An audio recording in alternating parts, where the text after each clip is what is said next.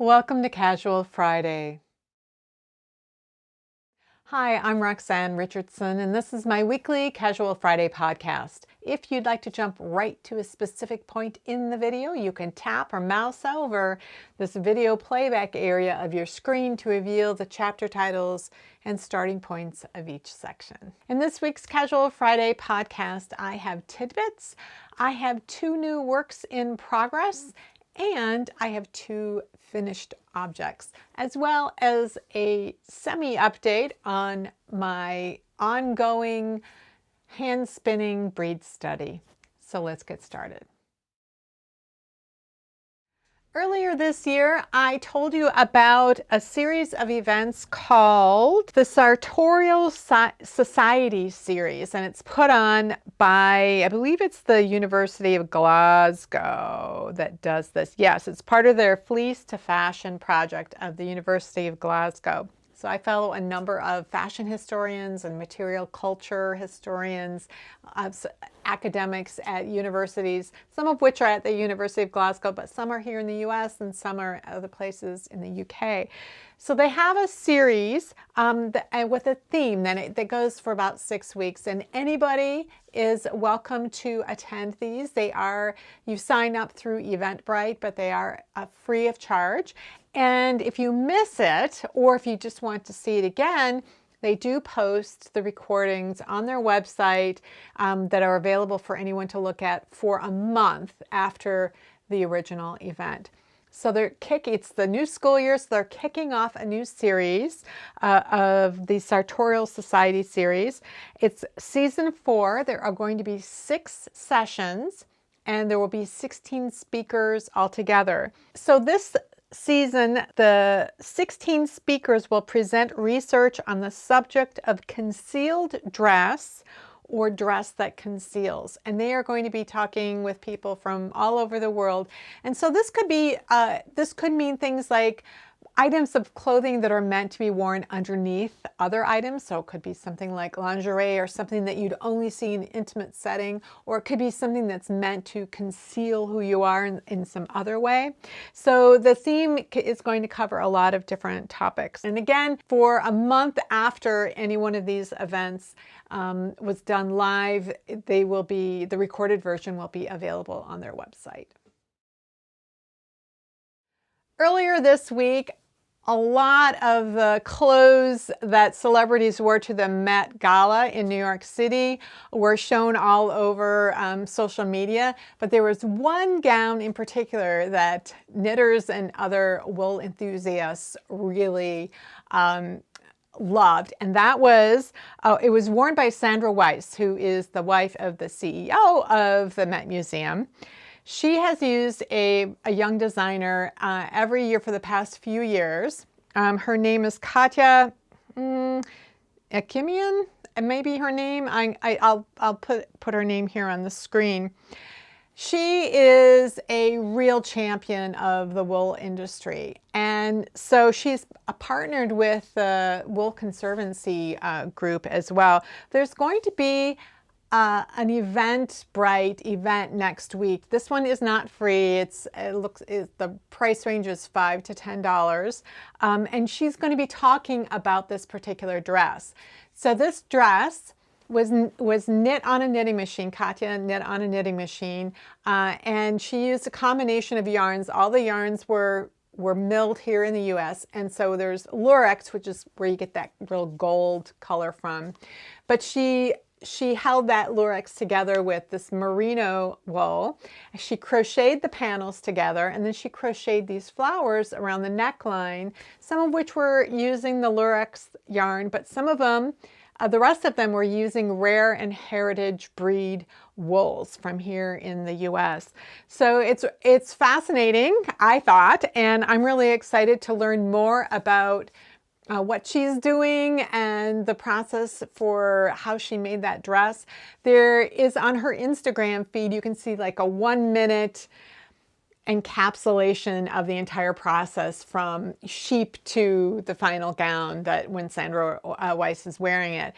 So I'm going to link to that, to Katya's Instagram account where you can see that little short film, and also link to, I'll leave a link to the Eventbrite program in case you want to sign up and watch it yourself. If you subscribe to Clara Park's Wool Channel newsletter, she will have talked a little bit more about it in yesterday's newsletter than maybe you would have seen anywhere else on the internet, certainly more than I was able to find myself. But otherwise, you could go to the Eventbrite event and hear from Katya herself what her process was. Every now and again, I mention the Knitting and Crochet Guild, which is the national guild in the UK.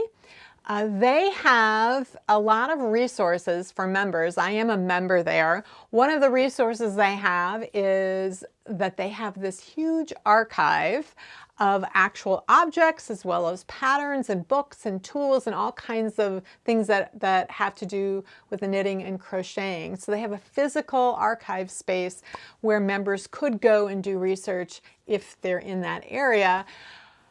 But if you're like me and you're not, you also have access to some of their digital archives, which include the entire back catalog of Peyton's patterns. So I got one recently when I was researching knee socks, and I found a pattern from 1969, and I emailed them and I said, is there any way I can get a copy of this?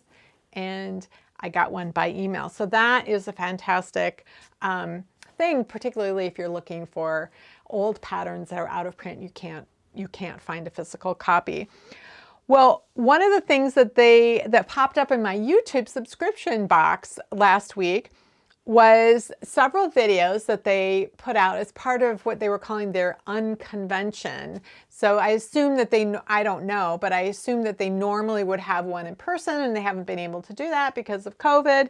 So there were a few different videos. I'm going to link to their YouTube channel. So I'm going to also link to a very specific video, which is them showing some of the objects from their archives. I thought it was really interesting. They have, maybe not, they aren't as experienced with doing YouTube videos. They had a black background, and they often were wearing white gloves, which really messes with the white balance and can sometimes make it hard to see the objects. They worked really hard at getting those objects in focus, but just be aware that there are some issues with them getting their equipment to work easily in order to show the objects. But if you're really interested in seeing some of these things from like the 19th century, they had an example of a Pence jug, which is a little knitted, it looks like a little knitted jug with a handle. Well, it is a little knitted jug with a handle. And the idea is that you keep your pence coins in it. And some of them were made with flat bottoms that could then be sat on a shelf, or it could be carried in your pocket as well. So there are just a number of different artifacts that they have in their archives that are really interesting. And also they have like little books from the 19th century and all sorts of things like that.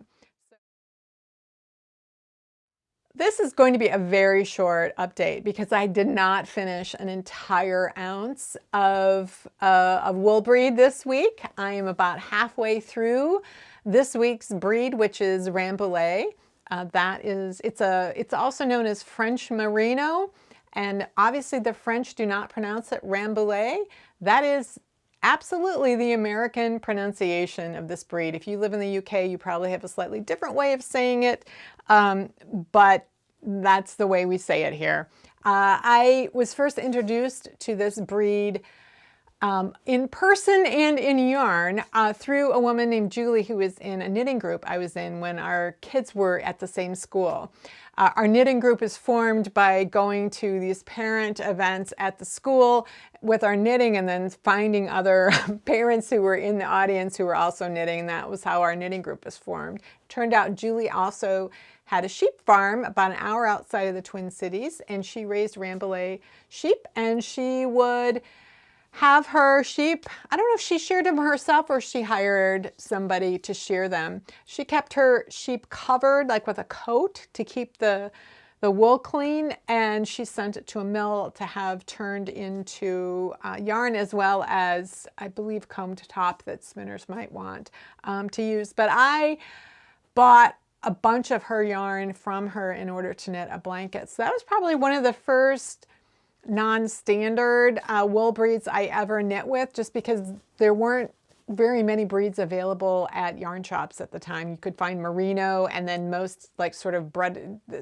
standard wool yarns from yarn companies might be labeled as Peruvian Highland wool. But other than that, maybe you'd have a shop and you could find some Shetland wool in, but there really wasn't much variety of other breeds. So that was my first exposure to another wool breed, other than what I could get at a yarn shop. And during that time, she was also interviewed by Minnesota Public Radio during lambing season. I'm going to leave a link to that radio interview if you want to hear her talking about her sheep. This wool is similar to the Pullworth that I spun last week, in that because it's very fine and very soft, because it's a merino derived breed, I'm spinning it pretty thin, so I'm going to end up getting a lot more yardage from it than some of the other breeds that were pretty quick to spin because they just were coarser and the yarn was thicker. So I should have this done for next week, but I did want to give you just a brief update because I know some of you have been following this breed study. I'll also leave links to the Etsy shop. It's from Wool Gatherings, where I got this breed study of 30 different wools. One of the things I really like about it is that they don't have merino, for example. They've got Rambouillet and they have Pullworth, which are derived from merino, but they don't have merino itself. It's like merino is available everywhere. So these are breeds that you wouldn't necessarily encounter in a yarn at the yarn shop.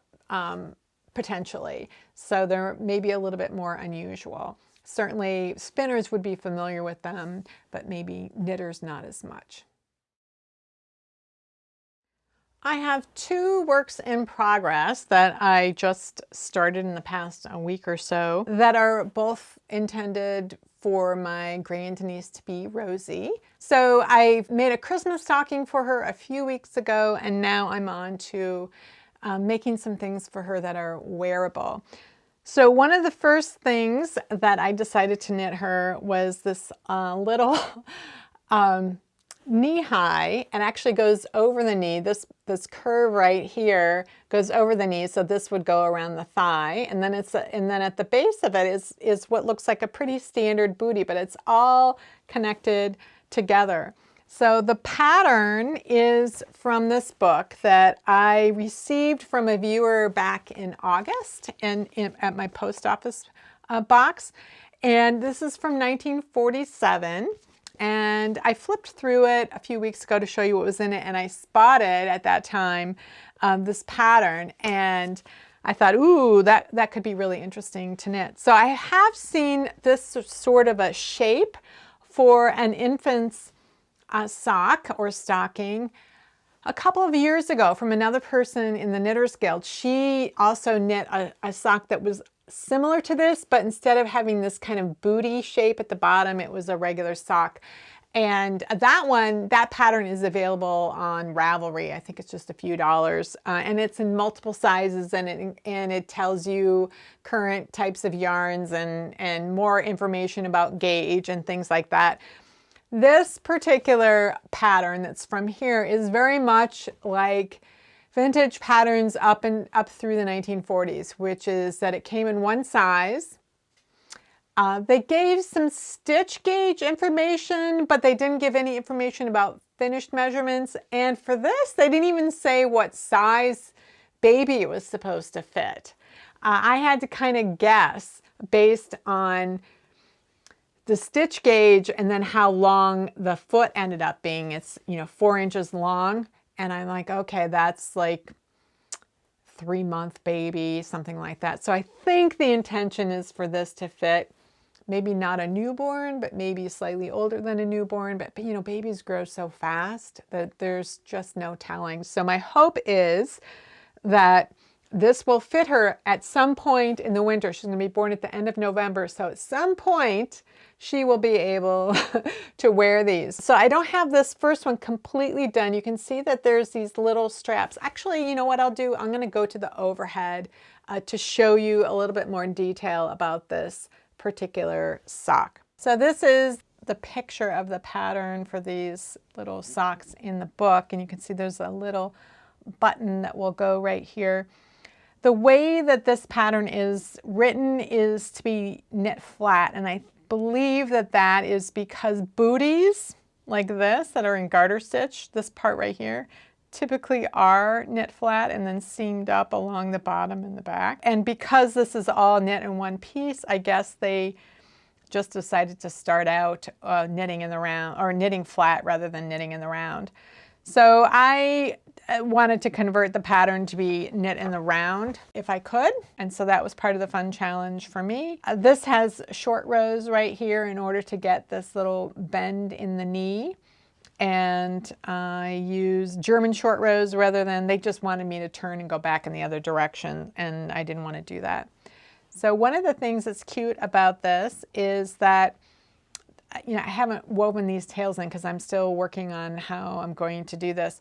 They want a loop crocheted at the end of each of these little straps, which this is knit in. You cast on stitches and then you picked up stitches and you knit this back and forth. So that you have 2 loops at each side, and then you're going to string one through the other. On this side you get the little, it looks like the little buckle, which I just like, oh, my heart melted.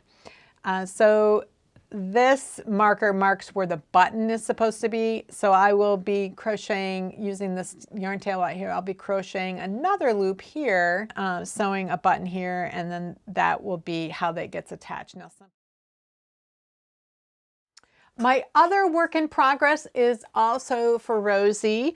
My niece, when I asked her what sorts of things she would want me to knit for Rosie, she wanted socks and booties and hats and things like that. Rosie's going to have open heart surgery right when she's born, so she's going to be in the hospital, and it's really not clear how long she'll be in the hospital and when she'd be able to wear other kinds of clothing items. So my niece wants to be able to put her in some cute things while she's in the hospital. So I was at Thursday night, our knit night for the Guild. It was on Zoom, and I was showing my little stocking here and talking about baby things and trying to figure out what I was going to knit for her next. And Melissa, who is in the knit group, she's been knitting some baby things lately. She's a little younger than I am, and she's got more friends with babies and small children. So she knits for babies pretty frequently, and I haven't knit for any in quite a while. So she was telling me about a pattern that she's currently knitting called Beloved. By Tin Can Knits, and I have knit a couple of things from Tin Can Knits before, including a sweater for this baby's older brother when he was a baby. And she said what she liked about this particular bonnet pattern was its construction method. It was really unusual, and that immediately lights me up because I really love unusual construction methods.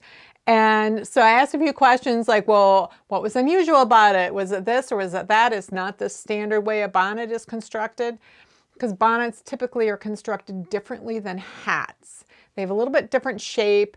They often are knit flat and then seamed up the back. And she said, no, this one starts with the I-cord, like an I-cord tie, and then it turns into the hat, and you knit across this way, and then you go back down to the I-cord. So you start and end with the I-cord, so you just have those 2 tails, and that's it. And I'm like, and there's no sewing. And I'm like, ooh, that sounds cool. So again, it's called Beloved, and they have, the sizing goes all the way from newborn up to adults, so you could make them for the entire family if you wanted to. So I'm almost halfway through, and this is what I have so far. So I started down at this end and knit the I-cord, and then you do your increases, and then you can see this is kind of the back of the hat. There's some short row shaping here, So because this is the band that comes around the bottom of the neck, and it needs to be shorter than the band that's coming over here.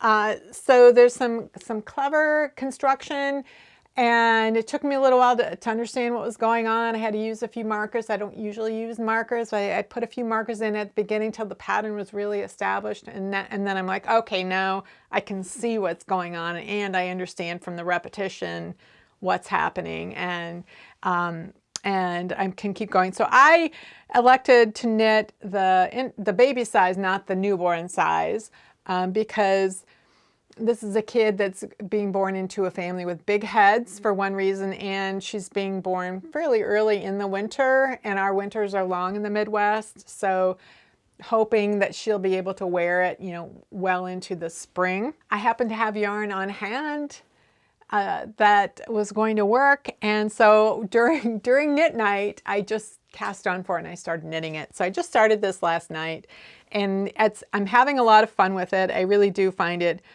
interesting, and it's keeping me wanting to keep going forward with it. So I'll put links down to the pattern. Again, it's from Tin Can Knits. It's called Beloved. The yarn that I am using is one that I bought from Belfast Mini Mills. They are on Prince Edward Island in Canada. This is a yarn I bought last year when I was investigating yarns with a final Z twist. So this is a yarn that has a Z twist, a final Z twist. It's spun in the opposite direction of most commercial yarns that you will find here in North America and Western Europe even. They call this a semi-worsted spun. So when they are milling the wool, they card it first and then they comb it. They don't comb it a whole lot of times. They comb it a little bit, but not a lot. So it has a little bit more body to it perhaps, and it is a superwash, and then they do all their own dyeing, the colors there. It's really pretty color, and it's very soft and interesting to knit with. So I'm glad I have a reason to use this one. I bought several colors last year and I used one of them right away, and I just hadn't found a project that I wanted to use this for with a single skein, and this is perfect. And I will go to the overhead for this as well, so you can see a little bit more closely how this is constructed. It started out with I-cord. You knit it for however many inches for the size that you are knitting, and then you start working increases so that you can establish the garter stitch border going that way, as well as this sort of center seam line looking thing right here. So after you increase and you've established your bands there, and then you start working the body, then you start working short rows in order to increase the length of the hat without, and the length of the band that's going over the top of the head without increasing the neck band as much as you are increasing this length here. So I'm almost at the halfway point. You can absolutely see the bonnet shape, and then I will be reversing and doing decreases back down and reducing the garter stitch bands there until I have enough stitches for just the I-cord. And so I will have one tail at each end that I can then just weave by sewing it up the center. So I think it's a really clever design. I really quite like it. So I have just been finishing things lately. Last week, I think it was last week I was showing you that I had all these socks that I had finished over the past 6 months, and I hadn't woven in any ends. Well, this is a pair of socks that I started. I was down in Wisconsin a month ago and had an emergency, a need to get some emergency yarn. And I went to a shop and I bought this yarn from Urth Uneek, which I'll spell on here. It's not spelled the way it sounds. And this is actually their fingering weight yarn. So this is a yarn that's 100% extra fine superwash merino. It doesn't have nylon in it. It's not really intended to be used for socks. So I will be doing a reinforcing of the heel just to prevent some wear because of that. They do have a sock yarn that they sell, and it's divided into 2 equal 50-gram balls, which makes it really easy to knit socks that are the same. I just had this 100-gram hank, and then I had to find where the starting point should be for the next sock, which was not that easy just because of the unusual way that the striping sequences work out. So this has been one of my toe up projects for socks. I tend to prefer cuff down, I've mentioned many times, and so this year I've been experimenting with different techniques to learn more about toe up sock construction and things that might be unique to toe up that I don't see in cuff down, to try to evaluate when I would want to knit toe up, because that is not going to be my default. For some people, that's their default. They love toe up. I'm not a huge fan. I don't hate it the way I used to, but one of the things that I really like is to knit with self-striping yarns, and I have some good processes that I have come up with over the years to help me manage to keep the stripes really matched well throughout the sock. Some people do that by knitting 2 at a time. Again, not my favorite thing to do. Doesn't mean I wouldn't do it if it was absolutely necessary, but it's not going to be the way that I would choose to knit. So one of the things that I have kind of decided about toe up socks is that I would not do toe up for self-striping socks in the future. Like if I'm going to use self-striping yarn, I'm going to use my various methods for cuff down. And that for toe up, I would reserve that for very specific situations where I actually wanted to use all of the yarn or wanted to maximize the yarn use. So my preference for toe up would be doing a textured type of sock. Maybe if there was a specific toe or heel that was only toe up that I really wanted to use, I would do that. Recently, I did knit this pair of socks, the Solar System socks, which is a non-repeating self-striping sock pattern, so I really did want to use all of the yarn. If I was in this situation again where I wanted to use all of the yarn, and it is self-striping, I would do toe up, but that would be a situation where I would work the feet 2 at a time, not on the same needles. That would really turn me off.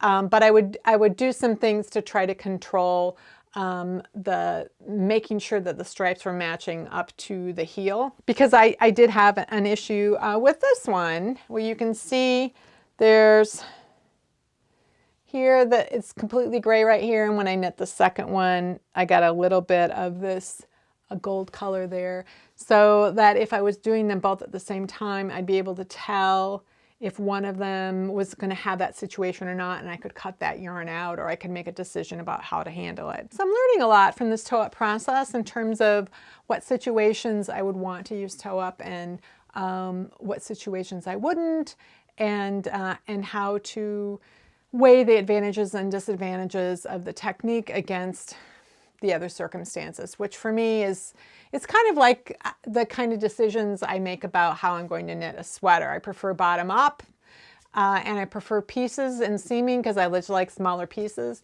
That doesn't mean I never knit top down seamlessly. That's my last choice, but it is a choice I will make if the circumstances really demand it. So I'm always weighing advantages and disadvantages. Advantages and disadvantages are not always the same for every single project. They can change. What is an advantage and what's a disadvantage can change. So I've been working on a project for the past couple of years, 2.5 years now, where I am knitting a sweater from each decade, from the 1890s to the 1990s. Sort of in order, decade order. There's been a little bit of jumping around. This is the 1950s. I actually have knit the 1960s, but I'm in the process of seaming that one up. People have been asking about it because I finished knitting it probably a couple of months ago, but I was so sick of it by then I didn't even want to look at it.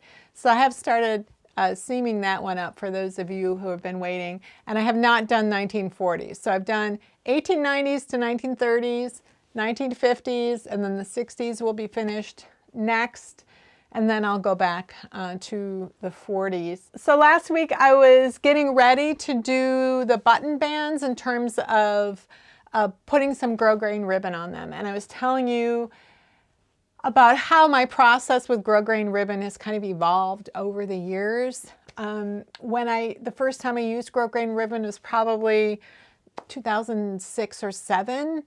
And I couldn't, you know, I did some searching because I really wasn't sure what to do. And I was in particular searching once I realized I don't know what I'm doing here. Things aren't working out. I'm getting frustrated. I'm ripping it out and having to resew it.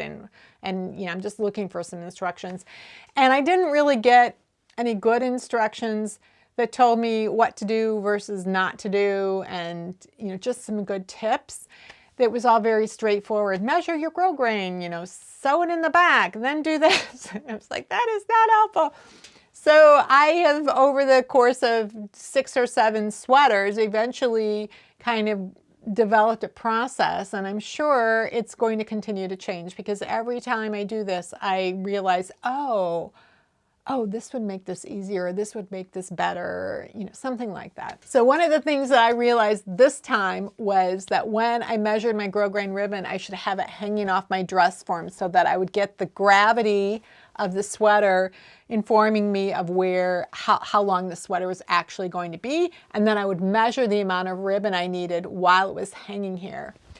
The next thing that I realized that I should do as I was sewing all of this is that when I actually pin the ribbon to the button band, to do that while it's lying flat, because the weight of the sweater all hangs from the top.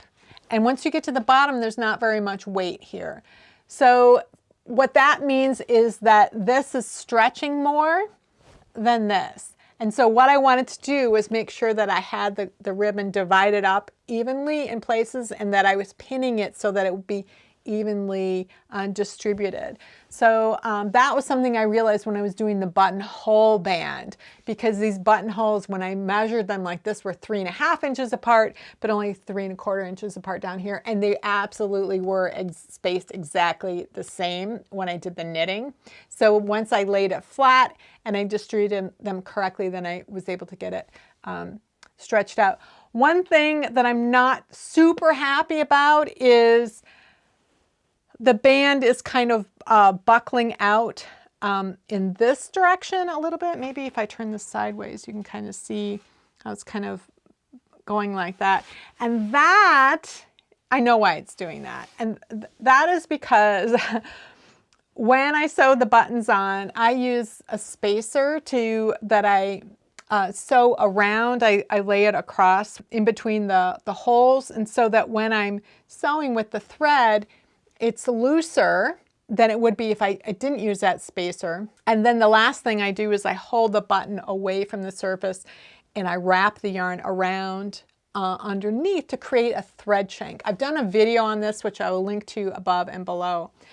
And I was sewing these buttons. I'm like, geez, I'm not getting as deep a shank as I was thinking of. And I just kept going. I kept doing it.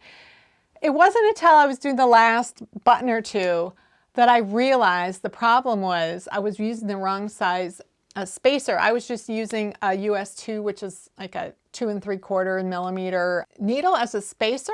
And I should have been using a needle that was close to the size that I'd used to knit the sweater. It's something I knew, but I just hadn't thought about. I just reached for a needle out of the jar on my desk, and I just didn't think about it. So I'll probably take these buttons out and then re-sew them so that I can have a longer shank, because that will prevent this from smushing this fabric into it like that. It will just keep that button band a little more even vertically this way.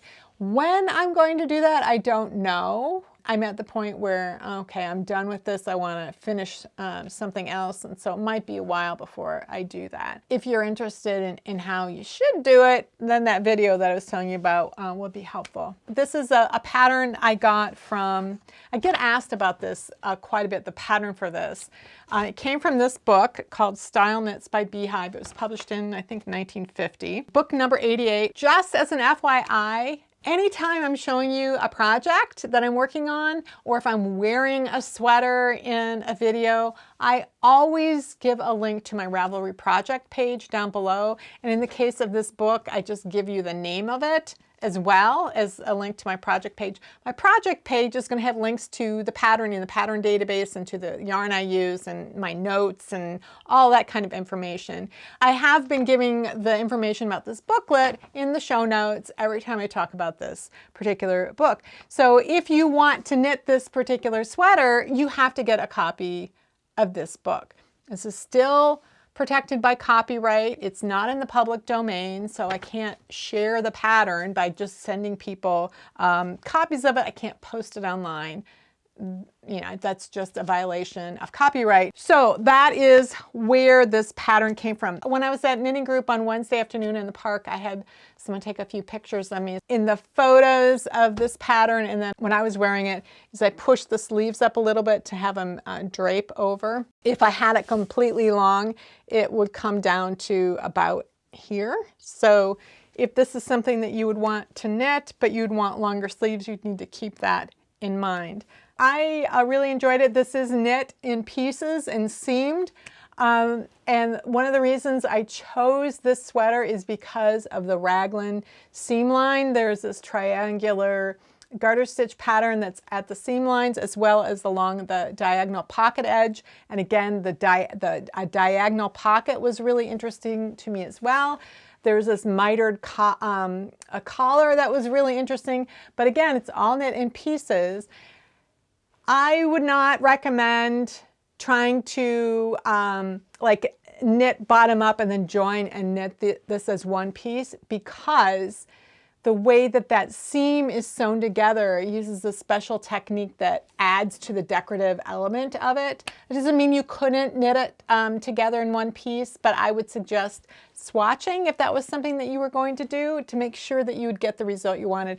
I did do a video also a few weeks ago about this flat seaming technique that was used for this particular pattern that I thought was really interesting. It's a decorative seaming technique rather than an invisible seaming technique. On the sides here, I used a regular old mattress stitch, which was not something that would have been used in the 50s, but I just wanted a more invisible seam right here. I did use the flat seaming technique that was recommended for the raglan seam lines. I used that for the sleeves, even though these are also stockinette, just because I wanted to see what it would look like. So part of my reason for doing this particular project is to understand more about the techniques that were used in different decades and how construction methods have evolved, to just learn the context of how sweaters were worn and used in different decades, and the purpose of sweaters, how as those changed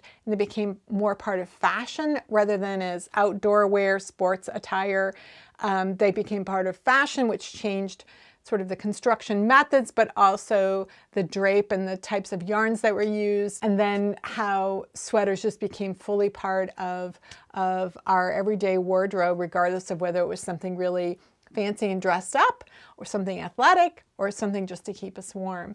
So all of that gives me context, and I just have found a lot of interesting design methods and construction methods and techniques that were used in previous decades that aren't used today, that has been really informative to me and broadened my horizons as a knitter. I have been asked a number of times if I could do a tutorial on how I sew the grosgrain ribbon on, and I am planning on doing that in the future. I often find that I can't do tutorials on techniques that I'm using in my works in progress, either because the color just isn't something that's going to work out well, or because sometimes I'm thinking through my process and I'm making changes, and so I change my mind about what I'm going to do, and that just makes the process of also trying to film at the same time frustrating for me. I really like, when I'm doing a tutorial, to really have it planned out, what I'm going to teach, how I'm going to teach it, how it's going to go. I like to make sure I have colors that are going to show up well on camera, and I also want to make sure that I'm working at a gauge that's going to show up well on camera, because I do like to come in as close as I can.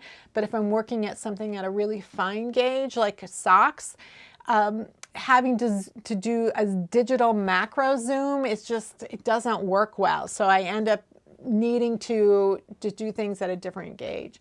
So this is a dark yarn, and I used a black grosgrain ribbon, and that just wouldn't have worked well. And as I said, I was working through a couple of new processes that I hadn't done before. I wanted to try out on this and see how it worked. So I will be doing another, some kind of a tutorial on grosgrain ribbon sometime in the future. So if that's something you're interested in, I will be doing that. One thing that I will mention about grosgrain ribbon is that it's not just for button bands. This is the first sweater I ever used grosgrain ribbon on back in 2006 when I was kind of bumbling my way through. And I was using it because this was a cardigan that was going to be open on the front, and it was in stockinette, which meant it would have wanted to roll inward. I needed to stabilize the edges so that they wouldn't roll. And originally I was going to put a zipper in, and then I decided not to, so I just got a clasp and put it up there. But I have grosgrain ribbon on the back here, and that's just to prevent this edge from flipping under. Anyone who has been watching my channel for a while will have seen me in this sweater. I wear it a lot in the winter. It's a favorite. This is probably the second sweater I ever did grosgrain ribbon on, and again, not a button band, like there's no buttons. Originally, I did have a large decorative button on the front. It cracked and fell off, and I haven't replaced it. Again, I have a ribbon on the back side, and the ribbon only goes up to about right here where the neck splits off.